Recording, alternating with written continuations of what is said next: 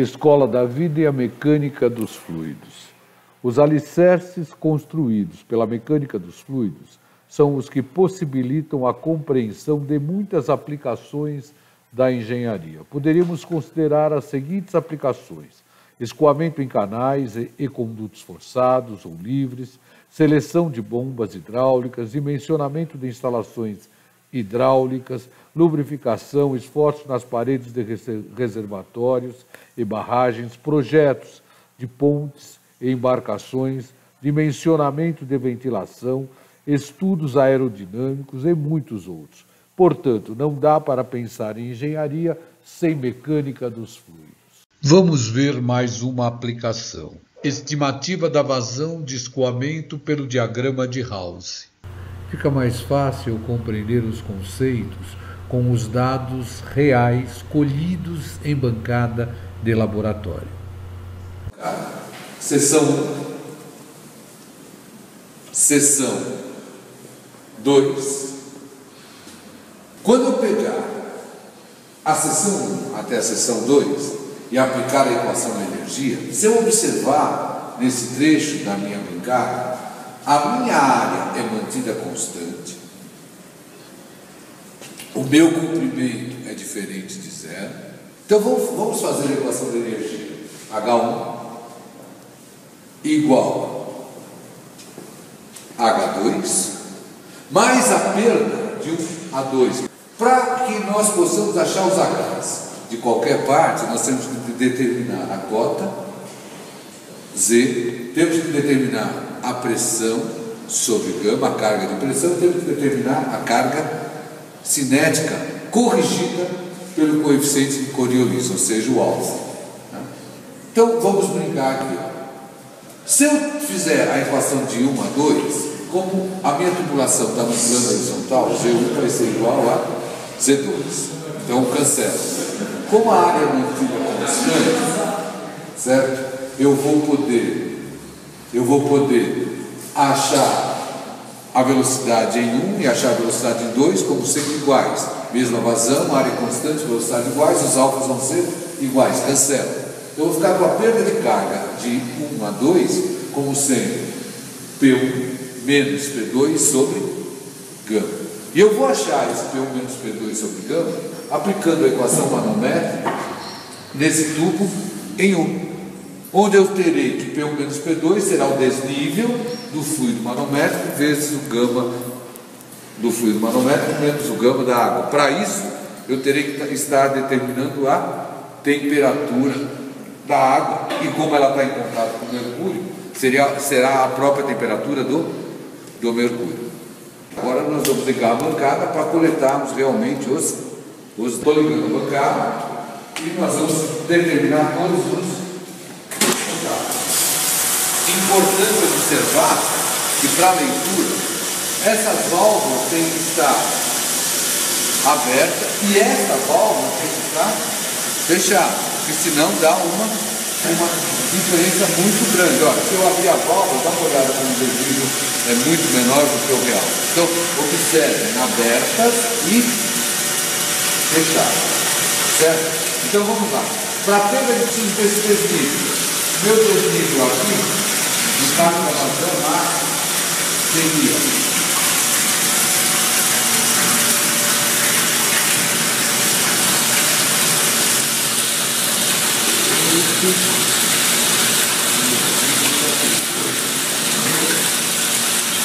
98 vezes 2 seria 196 milímetros. Esse é o desnível que eu tenho aqui. As pressões, isso vai possibilitar determinar P1 menos P2. A temperatura da água. Para isso nós vamos ler a temperatura da água no nosso carro, está lá na bancada 8. Vamos para a bancada 8.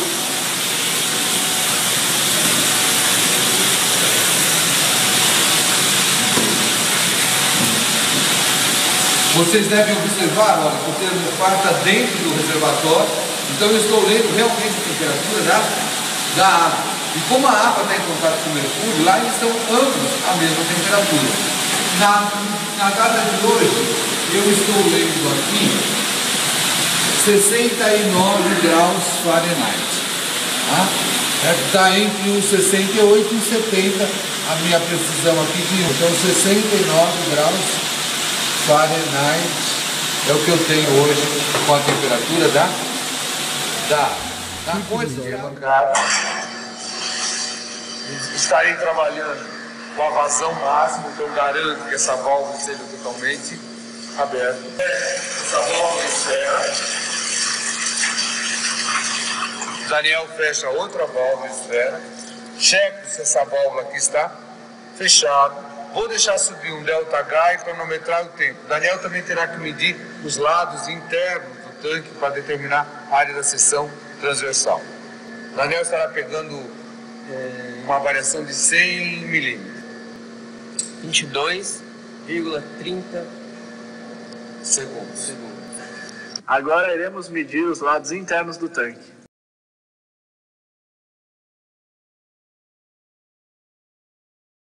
Deste lado obtemos 73,5, 3 centímetros e meio.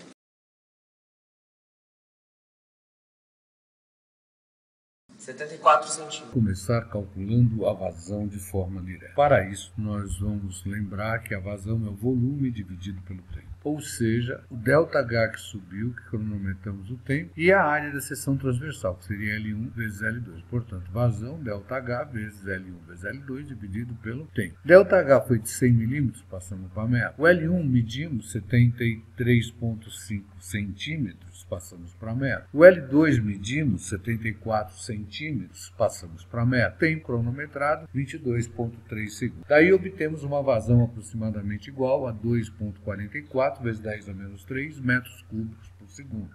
Ou seja, agora vamos estimar a vazão pelo diagrama de House.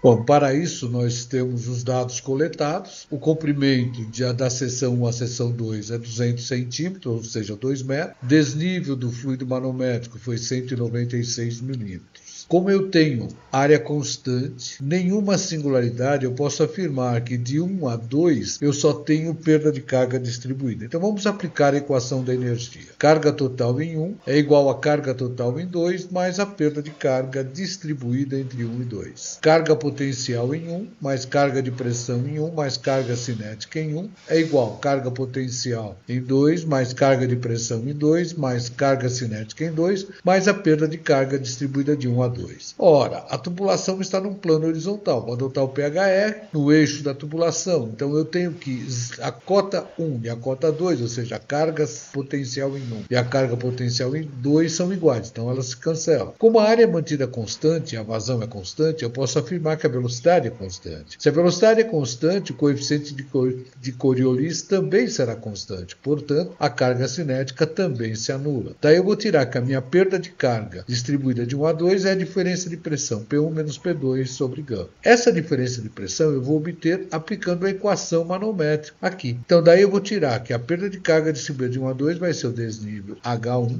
vezes o gama do mercúrio menos o gama da água, que está escoando, sobre o gama da água. Isso vai nos levar a determinar as propriedades tanto do mercúrio quanto da água para a temperatura coletada em laboratório, que no caso foi 69 graus Fahrenheit, ou seja, 20,6 graus Celsius. Bom, na tabela eu sei que para 20 graus eu tenho 998,2 kg por metro cúbico, para 21 graus eu tenho 998 kg por metro cúbico, para 20,6 eu vou ter X. Aqui eu tiro que o meu X vai ser 998,08 kg por metro. Sei que a minha tubulação é de aço Schedule 40, então para o diâmetro nominal de 1 polegada, na norma ANSI B3610, eu vou tirar que o diâmetro interno é 26,6 milímetros e a área da seção 5,57 centímetros quadrados. Bom, nós temos a maneira de determinarmos a perda de carga distribuída pela equação manométrica que foi aplicada no nosso manômetro diferencial em forma de U. Para sua determinação, precisamos da massa específica da água, a 20,6 graus Celsius, nós já obtivemos, e vamos precisar também da massa específica do mercúrio na mesma temperatura, já que o mercúrio e a água estão em contato, estão em equilíbrio térmico, ou seja, ambos a 20,6 graus Celsius. Então, para isso, eu vou a 20 graus graus Celsius eu tenho a massa específica do mercúrio 13.546 kg por metro cúbico. A 21 graus Celsius eu tenho 13.543 kg por metro cúbico. A 20,6 eu vou ter um X1. Daqui eu tiro que a massa específica do mercúrio a 20,6 graus Celsius será 13.544,2 kg por metro. Agora sim eu posso voltar para a minha equação e determinar a perda de carga distribuída de 1 até 2. Então eu vou ficar com o desnível em metro. Então seria o 196 dividido por 1000, ou seja, 0,196 metros, vezes o G, 9,8 metros por segundo ao quadrado, vezes, entre parênteses, a diferença entre massa específica do mercúrio e água, a 20,6 graus Celsius, ou seja, 13.544,2 menos 998,08, dividido pelo peso específico da água, que é o fluido que está escoando, que é 998,08 vezes 9,8. 9,8 cancela. Então eu vou tirar daqui que a perda de carga de 1 até 2 será 2,464 metros. Agora eu vou ter a necessidade também de determinar a viscosidade cinemática da água a 20,6. Então eu vou lá para a tabela e tenho a 20 graus Celsius, 1004, 10 a menos 6 metros quadrados por segundo. A 21 graus Celsius, 0,980 vezes 10 a menos 6 metros quadrados por segundo. A 20,6 graus Celsius, vou ter um X2. Então eu tiro que a viscosidade da água a 20,6 graus Celsius será igual a 0,9896 vezes 10 a menos 6 metros quadrado por segundo. Será fundamental para poder calcular Reynolds raiz de F. Então nós temos a perda de carga distribuída de 1 a 2, 2,464 metros, e a viscosidade cinemática da água, que é o fluido que está escoando, a 20,6 graus Celsius, que é a temperatura de escoamento. Nós vamos calcular o parâmetro Reynolds raiz de F para estimar a vazão pelo diagrama de Gauss. Por que Reynolds raiz de F? Porque Reynolds raiz de F não depende, é um parâmetro adimensional que não depende da vazão. Depende do diâmetro hidráulico, que nós temos, é o próprio diâmetro interno, que é o conduto forçado de seção circular, viscosidade do fluido que está escoando, temos também, perda distribuída, temos também o diâmetro interno novamente, 2G e o L. Então nós temos tudo para calcular Reynolds raiz de F. Então nós vamos ter que Reynolds raiz de F será 0,0266, passei o diâmetro interno para metro, viscosidade a 20,6 graus Celsius, então nós temos 0,9896, 10 a menos 6, raiz quadrada da perda de carga de 1 a 2, que é 2,464 metros, diâmetro interno em metros, duas vezes a aceleração da gravidade, 9,8 metros por segundo ao quadrado, e o L, 2 metros. Então nós calculamos Reynolds raiz de F como sendo 21.542,5, que vamos aproximar para 2,2 vezes 10 a quarta. É um número adimensional. Agora, provavelmente, nós vamos cometer o nosso erro, porque nós vamos calcular a rugosidade relativa equivalente, considerando o aço como sendo novo. Então, eu vou considerar que o meu K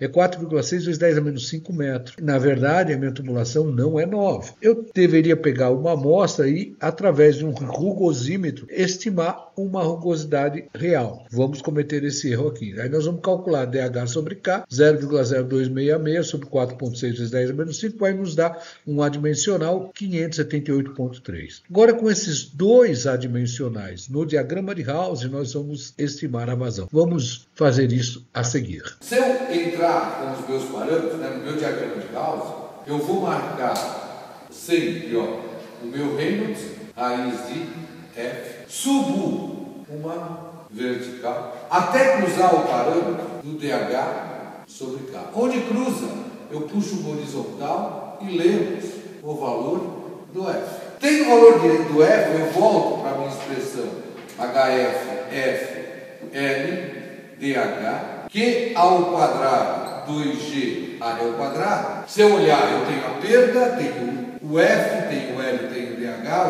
2G e a área, eu consigo estimar aqui o valor da vazão. Bom, vamos para a nossa situação onde temos a perda de carga 2,464 metros. Marcamos o Reynolds raiz de F, 2,2 vezes 10 a quarta. Subimos a nossa vertical. Temos aqui 400 e aqui 1000. Vamos marcar o nosso DH sobre K, 578. E vamos ler o nosso F, no nosso caso aproximadamente 0,0243 adimensional. Esse é o coeficiente de perda de carga distribuída. Voltem para cá, eu tenho a perda de carga, eu tenho F, eu tenho L, eu tenho diâmetro, eu tenho 2G, tenho área, vou conseguir calcular a vazão, ou seja, vou conseguir estimar a vazão. Então, eu vou ficar com 2,464 igual 0,0243 vezes 2 sobre 0,0266, vazão ao quadrado, 2G, 2 vezes 9,8, 19,6, vezes a área, que eu tirei lá da norma ANSI B3610, 5,57 vezes 10 a menos 4, que eu passei para metro quadrado, ao quadrado. Daqui eu vou estimar a nossa vazão, que está nos dando 2,86 vezes 10 a menos 3 metro cúbico por segundo, ou seja, aproximadamente 2,86 litros por segundo. Se eu observar, a vazão real que eu achei lá anteriormente foi 2,44 litros por segundo. Está bem próximo, estou tendo uma diferença na ordem de 15%, não esquecendo que um dos meus problemas está sendo em estimar a rugosidade do aço novo. Essa é a maneira que eu tenho para determinar ou estimar a vazão em função do diagrama de Hausdorff. Eu entro sempre com Reynolds raiz de F, DH sobre K, puxo, determino F. Então eu preciso conhecer a perda de carga. Eu espero que vocês tenham entendido. Para qualquer dúvida, entre em contato com raimundo.ignacio@escoladavida.eng.br.